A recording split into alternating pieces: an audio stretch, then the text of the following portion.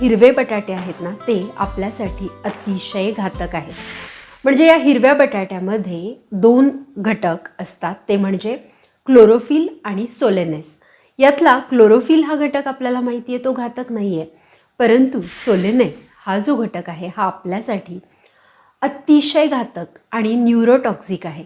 म्हणजे हा खाल्ल्यानंतर आपल्याला चक्कर येणं, डिझी वाटणं, उलट्या होणं, तसंच सिव्हिअर केसमध्ये कोमामध्ये जाणं किंवा मृत्यू होणंसुद्धा संभव आहे. आणि म्हणूनच मला तुम्हाला इथे प्रकर्षाने सांगायचं आहे की हिरवे बटाटे जर तुमच्या किचनमध्ये असतील किंवा चुकून तुमच्याकडून ते आणले गेले असतील, मिस्टरांनी आणले असतील किंवा कुणी आणले असतील, तर ते लगेच किचन बाहेर टाका किंवा डिस्कार्ड करा. बाहेर फेकतानाही अशा ठिकाणी फेकू नका की कुठल्याही सजीवाच्या ते संपर्कात येतील आणि ते त्याच्याकडून सेवन होतील.